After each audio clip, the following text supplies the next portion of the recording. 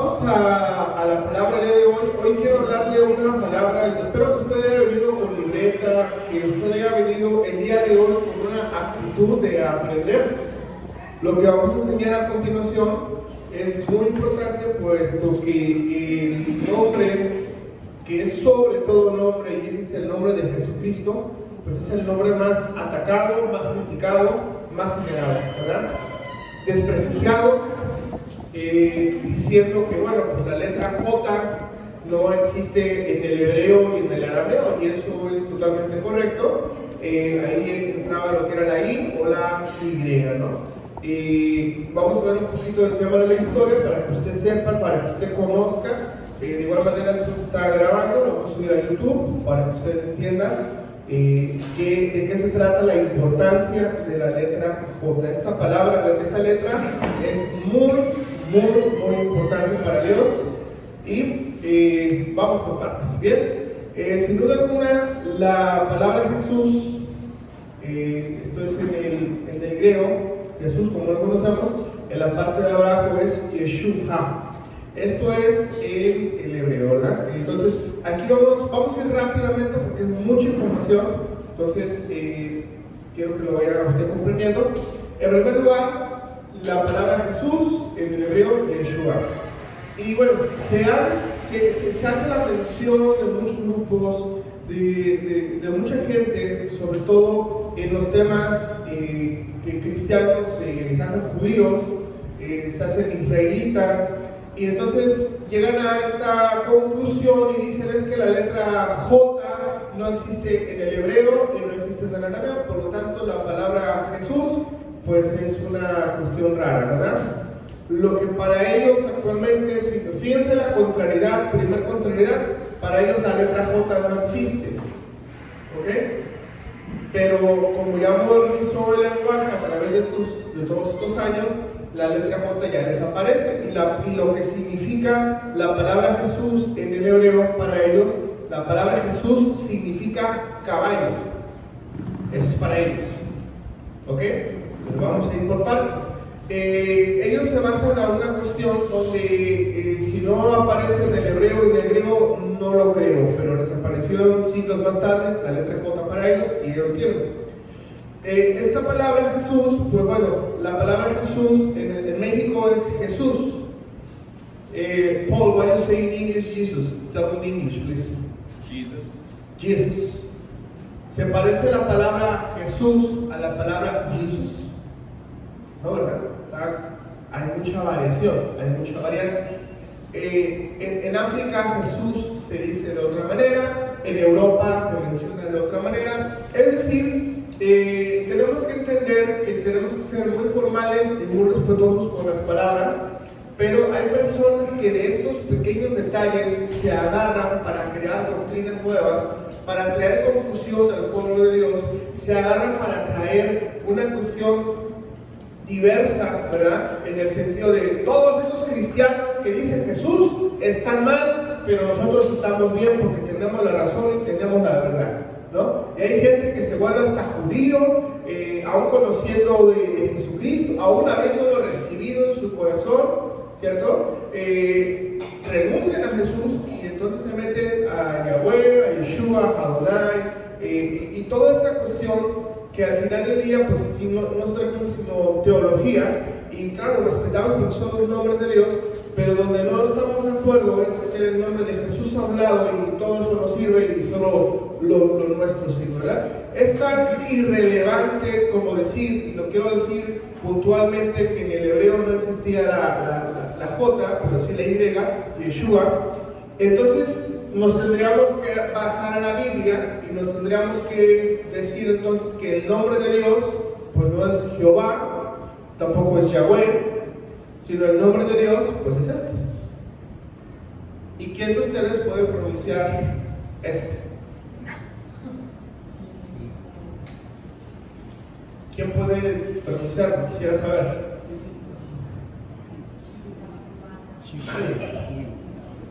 ¿Nadie puede pronunciar? Porque estas son consonantes.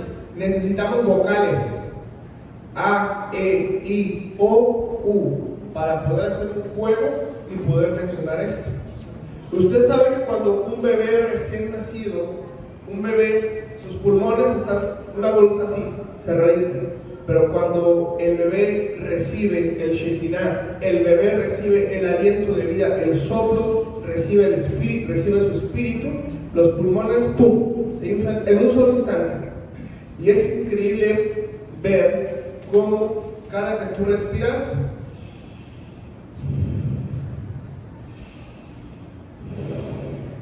ese sonido que acabas de escuchar, ese sonido es este. Por eso dice la palabra, toda lengua confesará el nombre del Señor. Toda lengua, toda la creación de Dios le adora. Todo el que tenga pulmones para respirar y se escuche ese ruido, cada que tú respiras, eso es lo que significa.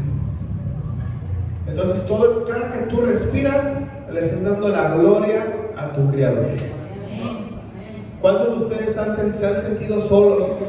Dios no está conmigo, no siento que Dios esté conmigo. Cada que tú respiras, estás mencionando su nombre. A ver, pero bueno, como los seres humanos no pudimos explicarlo con palabras, le dieron otro significado y le dieron unas vocales, agregaron la A, agregaron la E. Y bueno, aquí tenemos otra, ¿verdad? Ahí se ve cómo se agrega la letra A, la letra E, y esta es Yahweh. La otra es Jehová, se agrega la E, la O y la A. Ahí es, y Jehová, en este caso es Yahweh, ¿verdad? Que también pues es Dios. Y esas palabritas que están arriba, pues como está en el hebreo, ¿qué significan esas palabras? Bueno, cada una de esas palabritas es la Y, la H, la W y otra vez la H, ¿verdad? ¿Y cómo podríamos explicar esas palabritas? Se explican así: He, Baje, Yod. Ahí vemos entonces cómo se explica básicamente lo que es la H, que es He, la Bab, que es, la He es la Y, la Bab, que es la H, la He, que es W, y la otra Yod es la H también, ¿verdad? Pues muy importante entender que Dios vino hace más de 2000 años por nosotros, por su pueblo, ¿verdad?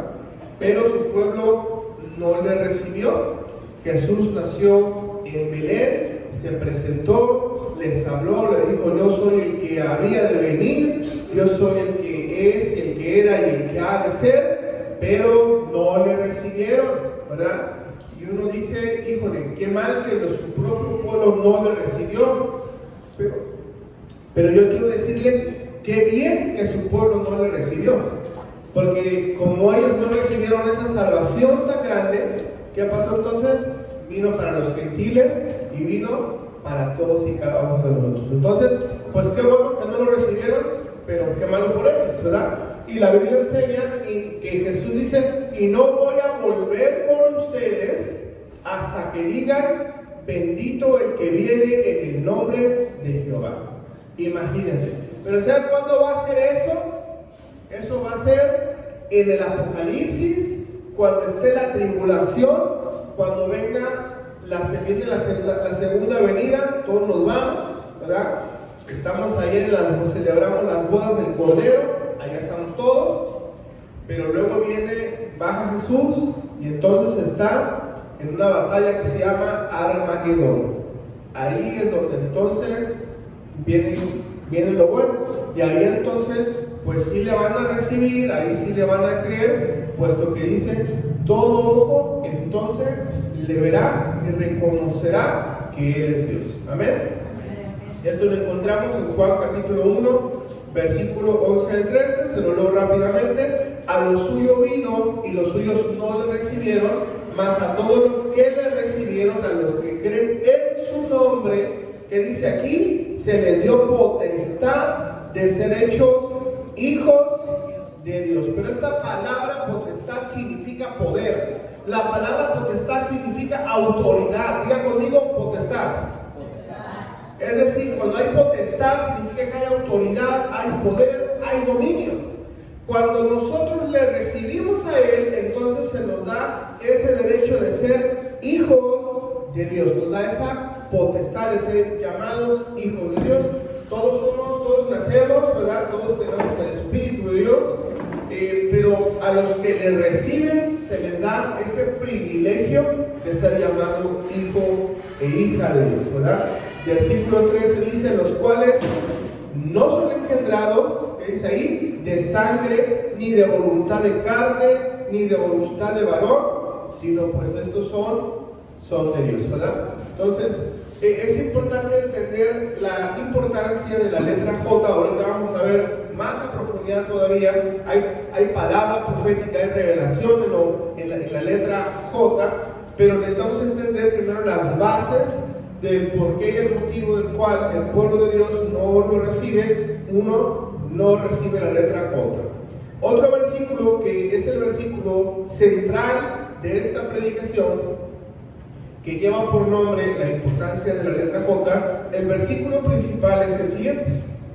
Colosenses capítulo 3, versículo 23.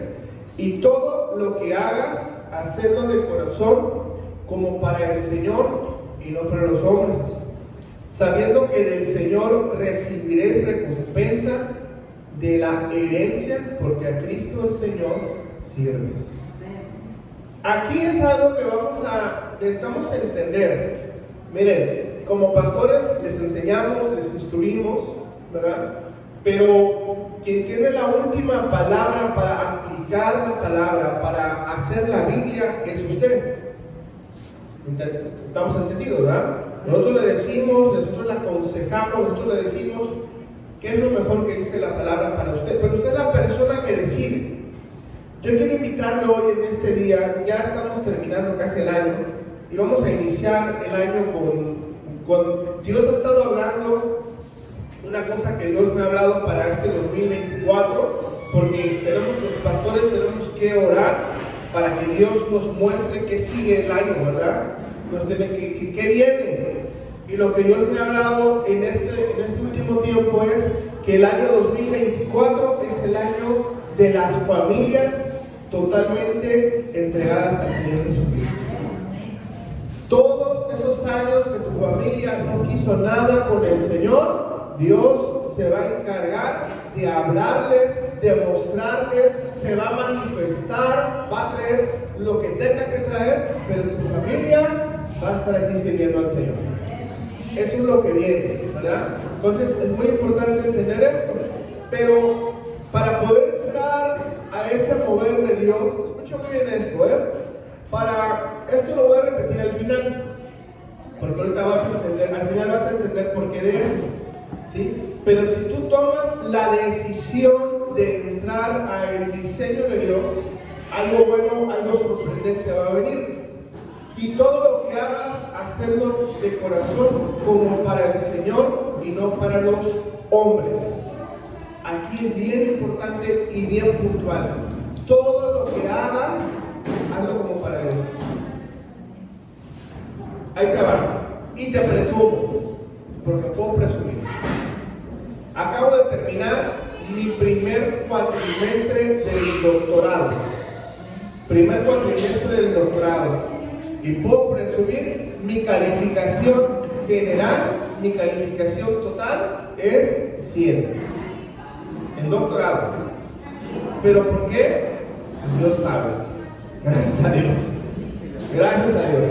El doctorado es un nivel muy complicado. Pero para gloria de Dios estamos ahí. ¿Por qué estamos haciendo esto? ¿Por qué Dios nos abre puertas? ¿Por qué Dios nos pone en posiciones?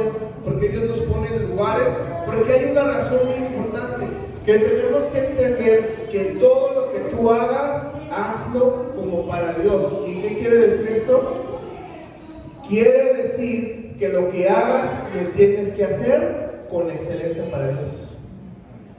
Es decir, si tú estás estudiando la escuela, tú no estás ahí en la escuela nada más como para pasar el tiempo, para perder el tiempo. Tú no estás ahí en la escuela nada más como para ver qué sucede sucede, a ver qué pasa. No, tú tienes que tomar decisión y decidir.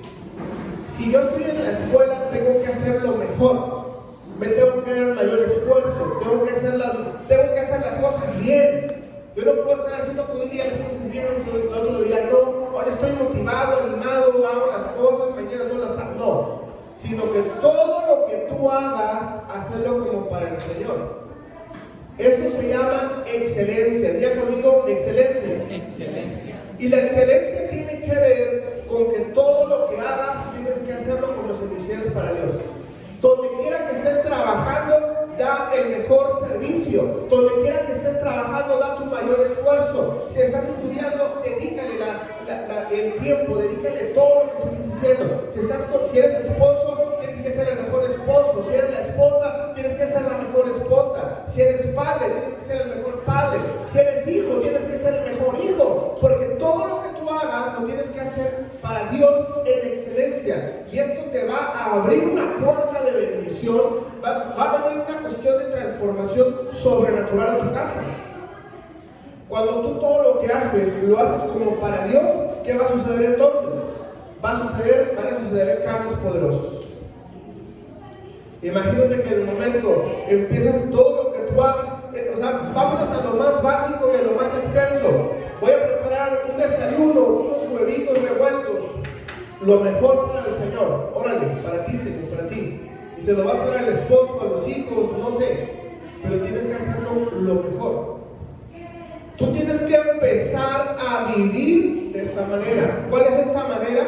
Que donde quiera que tú estás, donde quiera que tú te encuentres, tú tienes que saber que todo lo que hablas, todo lo que ves, todo lo que escuchas, todo lo que ves en el celular, lo que ves en el internet, todo lo que hablas con las personas, tú tienes que tener la mentalidad de que todo eso, Dios, mira, aquí lo tienes.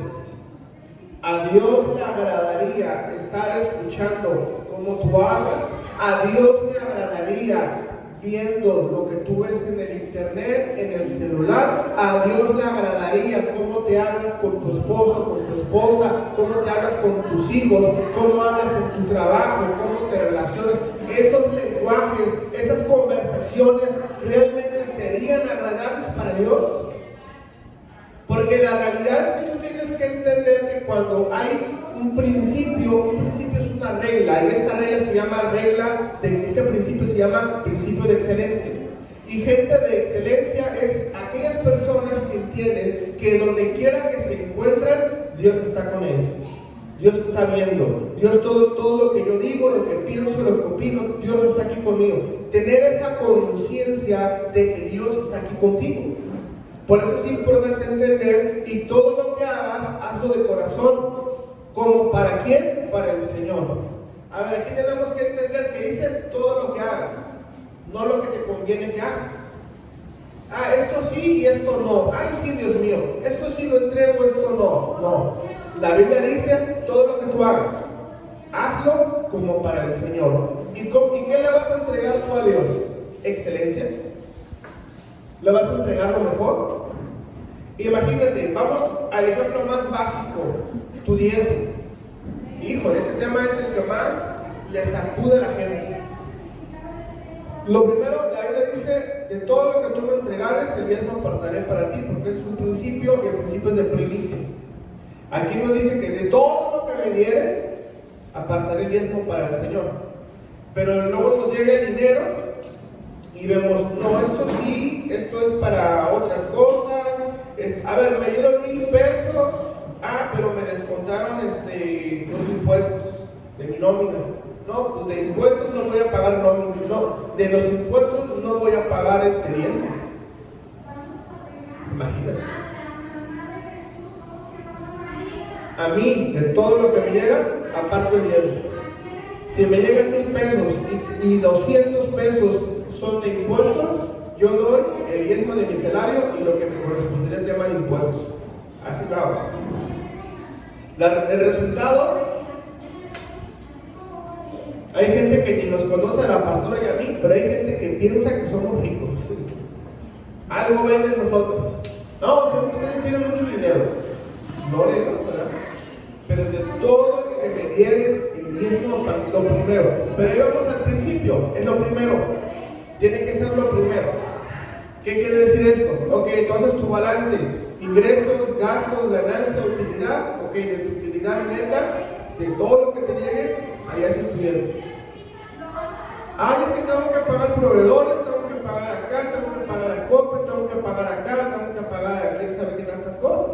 Bueno, está bien. Mira, tú puedes hacerlo así como quieres, no pasa nada. Pero una cosa sí te garantizo, la gran bendición que Dios tiene preparada para ti va a estar atrasada. No te va a llegar todavía. ¿Sabes cuándo te va a llegar? Cuando realmente lo hagamos con un corazón sincero, recto delante del Señor. A Dios no le podemos ocultar nada, nuestros pretextos, nuestras excusas, Dios las conoce clara y plenamente. Pero yo te recomiendo que hagamos lo que dice la Biblia. La Biblia dice, y todo lo que hagas, hacerlo de corazón como para el Señor y no para nosotros. Esto quiere decir principio de excelencia. ¿Cuántos vamos a empezar a vivir en este principio de excelencia? Amén. Todos tenemos que hacerlo. Si tú empiezas a entrar en esto, 2024 es el año de las familias. Tu familia va a tener un mover poderoso, yo te lo estoy diciendo, y te lo estoy soltando en palabra de revelación. Dios se va a empezar a mover poderosamente contigo. En tu casa va a haber cambios poderosos, pero tienes que entrar a este diseño. No te resistas a entrar a lo que Dios quiere hacer contigo. Dios quiere que tú hagas todo como para el Señor en excelencia. Amén. Y dice, y bueno, continuamos con la letra J, al final volvemos a este tema para que tú entiendas por qué. Entendemos que la Biblia está compuesta por tres, el hebreo, arameo, que es el Antiguo Testamento, y vamos al Nuevo Testamento. Nuevo Testamento está escrito en griego, en una lengua llamada Koine. Esta lengua Koine es la lengua moderna, actual, es decir, en aquel tiempo era el griego, todo el mundo tenía que hablar el griego en ese tiempo, pero actualmente en este tiempo la lengua actual universal, ¿cuál es? ¿Quién me puede decir cuál es la lengua moderna actual? ¿Cuál? ¿El inglés? Ok, estamos en otra época, ahora es el inglés, en aquel tiempo era el griego. Y hay palabras en el hebreo, en el hebreo, en el arameo, hay letras que actualmente en el inglés no existen. Hay gente que se aferra y dice, no, es que la J de Jesús, no, porque significa caballo, y eso es falso, y eso no viene en la Biblia. Sería tan absurdo como decir, pues entonces, ¿por qué estás usando celular? Porque en el Antiguo Testamento, en el hebreo y en el arameo, pues no existía el celular, no existía el WhatsApp, el Facebook, eso no existía. ¿Por qué lo estás usando? Y generalmente ahorita respetamos mucho quienes están metidos en esos temas, ¿verdad? Hay gente que yo conozco que sí es judío de veras y respeto, pero hay gente que lo hace por moda, hay gente que lo hace por emoción. Y Dios no es así, Dios es de fe y de certeza, ¿verdad? Tenemos que tener cuidado en entrar también en este tipo de tendencias, es peligroso también. Hablamos de eternidad, o eternidad arriba, o quién sabe qué pueda pasar, Entonces es muy delicado. Ok, entonces en el griego, el koine. Lengua griega común derivada del ático, que fue de uso general en el mundo helénico tras la conquista de Alejandro Magno. Ahí fue donde se establece. Alejandro Magno fue uno de los grandes conquistadores de todo el territorio de Asia, Persia, etc., ¿verdad? Su abecedario, pues es este. Nosotros conocemos el A, B, C, D, E. Bueno, aquí tenemos el griego koine, y bueno, cada una de estas palabras tiene un significado. Hay que entender aquí ahora que el Nuevo Testamento está escrito en griego. Es poderoso. Yo tengo una Biblia, traducción transliteral en el griego. Lo voy a traer, no la traigo para que la vean. acá es el pelo así la Biblia, español y griego, y intenta buscar ahí la concordancia para que veas que sí. Aquí están, pues, como pues, sus nombres: alfa, beta, gamma, delta, bueno, pues todo eso, ¿no? Todo esto lo pueden buscar. En internet también existe, claro que sí. Por ejemplo, aquí está el SIG, que es el que utilizan los psicólogos, ¿verdad? El sigma que lo utilizan para medir a los ingenieros industriales, los ingenieros, ¿cómo se llama? ¿Cuáles construyen casas, todo este rollo? Ahí ya hacen todo eso, ¿no? Bien. La letra J, bueno, ahora pasamos al tema de historia. La letra J no fue inventada en un sentido tradicional de la palabra, ya que las letras del alfabeto evolucionaron a lo largo del tiempo. La letra J se originó como una variante de la letra I en el alfabeto latino. En la antigua Roma la letra I tenía dos formas: una para usar al principio o en medio de una palabra, y otra para usar al final de la palabra. Vamos aquí un poquito de historia, continuamos con un poco más de historia. Con el tiempo, en algunas regiones y lenguas, la forma final de la I se ha modificado para tener una cola descendiente, lo que finalmente llevó al desarrollo de la letra J como una letra separada. Sin embargo, este proceso fue gradual y ocurrió a lo largo de varios siglos. En la Edad Media, la letra J se consolidó como una letra independiente con su propio sonido. En la imprenta de James Gutenberg, en el siglo XV, la letra J ya se utilizaba como una letra distinta o distintiva. En resumen, la letra J no fue inventada en un momento específico, porque no hay una fecha específica de la creación de la J. Fue un tema gradual, sino que evolucionó a lo largo del tiempo como resultado de los cambios en la escritura y la tipografía. La letra J es la letra que se considera una aproximada palatal. ¿Qué significa esta palabra palatal? Significa una posición. La letra J en todo el abecedario tiene, sabemos que la letra A, la primera del abecedario, tiene un sentido. La letra J se posiciona dentro del alfabeto en español en el número 10 y como consonante en el número 7. Pero ¿qué tiene que ver el número 10 y el número 7? Porque Dios no hace las cosas por hacerlas. Hay un propósito, hay un objetivo y hay algo que Dios quiere enseñar, ¿verdad? Entonces, dentro del alfabeto es el número 10 y de la consonante es la número 7. El origen etimológico, lo que significa su origen, deriva del latín y del griego. Sin embargo, tiene una reconexión con el egipcio y los etruscos. Los etruscos fue una civilización también muy antigua. Se cree que esta letra es de una adaptación de la letra I. Sufrió con el paso del tiempo, lo cual explica el porqué el punto encima de la letra J. Y bueno, vamos a ver, como estamos acá mencionando, el número 10. ¿Qué significa el número 10 en el reino de los cielos? ¿Verdad? Porque todos los números tienen una simbología. Esto no tiene nada que ver con misticismo, esto no tiene nada que ver con adivinación, no, sino tiene que ver con revelación. Y vamos a ver el número 10 en la Biblia, porque la letra J tiene que ver, está en la posición número 10, ¿verdad? El número 10 tiene una gran importancia en la Biblia al representar un orden divino y ser un número completo y perfecto. Tu calificación es de 0 a 10, ¿verdad? El 0 pues no te fue bien, pero si sacaste 10 de calificación es un número de excelencia, ¿verdad? Además se relaciona con importantes eventos y personajes bíblicos. Por ejemplo, el número 10 se relaciona con los 10 mandamientos, el número 10 se relaciona con el tema del diezmo, el número 10 se habla con la expiación, el número 10 también habla acerca de lo que es el arca de Noé.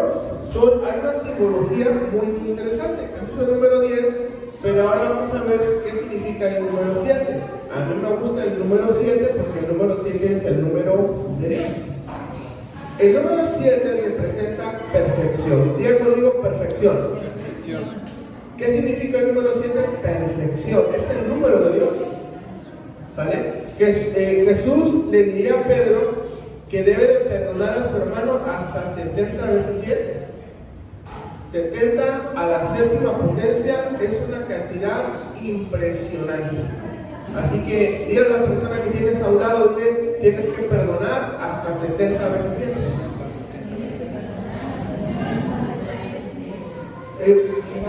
Pero fíjense lo que le dice Jesús a Pedro, es una orden.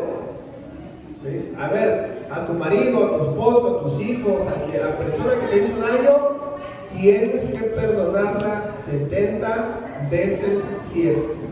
Es decir, vas a multiplicar 70 por 7. Y ese número lo vas a multiplicar otra vez por 70. Y ese número por 70. Y ese número, entonces esto es 70 a la décima, a la séptima, es una cosa impresionante. Una vez la pastora se metió a hacer esa operación matemática, porque es muy compleja y era ni me acuerdo, pero era mucho. El resumen de eso es: aprende a perdonar. ¿Cuántos vamos a aprender a perdonar? Amén. Vamos a perdonar, es muy importante porque el perdón nos abre las puertas de la bendición. Si tú sueltas perdón, Dios te abre las ventanas de los cielos y te bendice. Entonces, el número 7, aparte de esto, a menudo aparece en relación con las cosas de Dios, ¿verdad? Que dice aquí, el autor del Apocalipsis es el que la usó con más frecuencia. En el libro de Apocalipsis se usó 54 veces para describir simbólicamente las relaciones divinas. Aquí te voy a pasar solamente algunas, hay muchas más, 57. Pero bueno, solo el libro de Apocalipsis nos habla de las 7 iglesias, los 7 espíritus alrededor del trono, las 7 trompetas, los 7 candelabros, los 7 cuernos, los 7 ojos del cordero, los 7 truenos, las 7 plagas, las 7 copas derramadas, etc. Hablamos de 57 cosas que solo en Apocalipsis están mencionadas. Entonces, esto es increíble cómo Dios utiliza el número 7 de una manera poderosa, ¿verdad? ¿Cuántos sabemos que tenemos un Dios todopoderoso? Amén. El número 7 también se puede designar la perfección en el mal, es decir, los brujos utilizan también el número 7, saben que ahí hay poder, ¿verdad? Como es el caso de cuando Jesús enseñaba que si un espíritu impuro, escucha muy bien esto, si un espíritu impuro del mundo sale del cuerpo del hombre, puede regresar otros espíritus peores, más malvados, cuando el Evangelio nos dice cómo el Señor liberó a María Magdalena de los 7 demonios. Vemos también en la Biblia que cuando el espíritu inmundo sale de la casa, anda por lugares desiertos, en soledad, sequedad, y al no encontrar casa, refugio, regresa a su casa, es decir, regresa a la persona.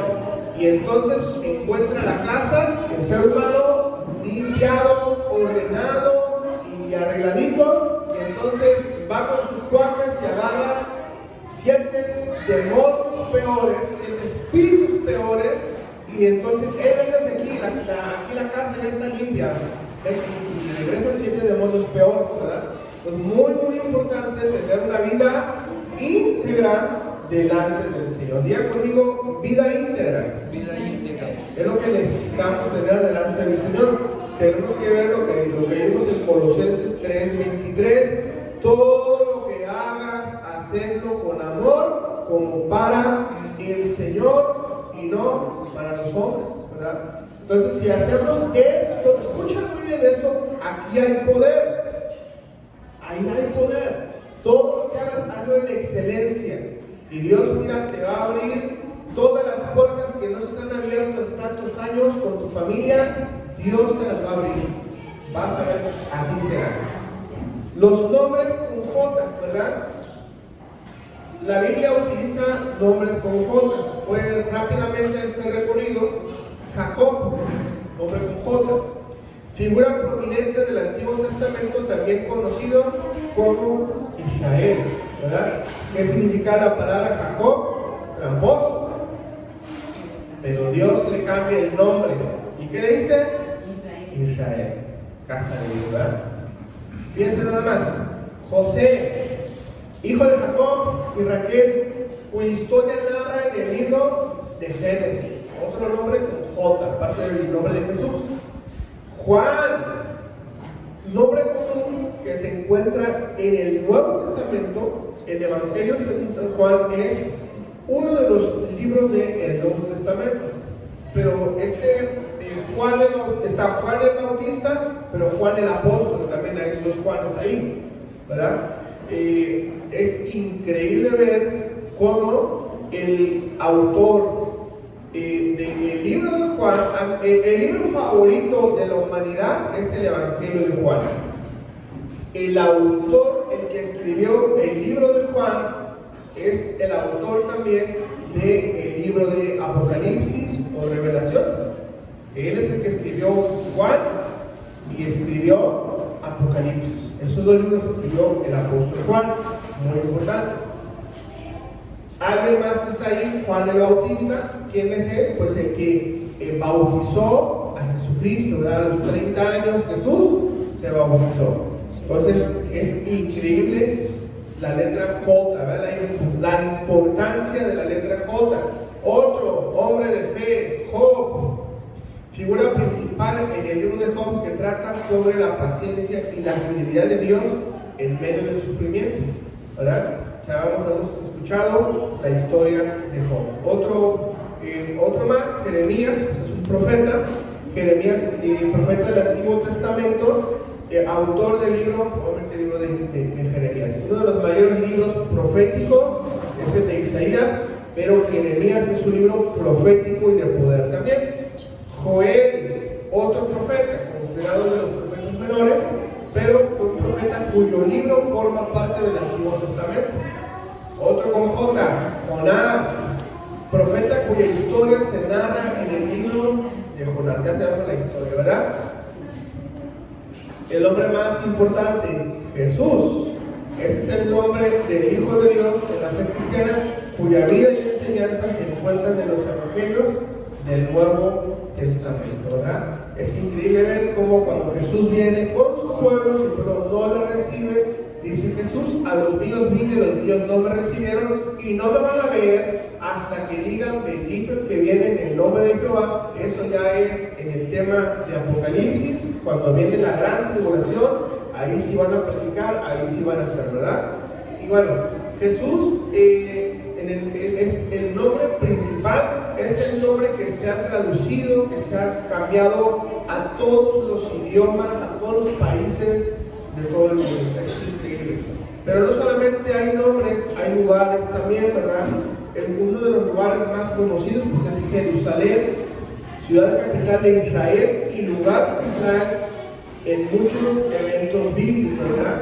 Jerusalén es origen, pero Jerusalén será final también. Cuando venga la batalla del Armagedón, ahí va a ser la última batalla, ahí es donde va a estar bueno, ¿verdad? Esto es Jericó también, ciudad mencionada en la Biblia, conocida por la historia de las murallas de Jericó que cayeron durante la época de Josué. Otro lugar, el río Jordán, río importante en la Biblia, usado por los israelitas para poder entrar a la tierra prometida, ¿verdad? Hay nombres y lugares importantes. Hechos capítulo 4, versículo 12. Y en ninguno otro hay salvación, porque no hay otro nombre bajo el cielo dado a los hombres en el que podamos ser salvos. Yo, si fuera usted, esto lo grabaría, le tomaría una foto. Si trae su Biblia, subráyelo. Si trae donde escribir, escríbalo, mándeselo como mensaje. ¿Por qué? Porque este versículo es de los más poderosos en la Biblia. Realmente, si entendemos de que en ninguno otro hay salvación, porque no hay otro nombre dado a los hombres bajo este cielo, sino en el cual podamos ser salvos, ese es el nombre de Jesucristo. En el nombre de Jesucristo, no solamente el judío, sino el mexicano, el chino, el alemán, el coreano,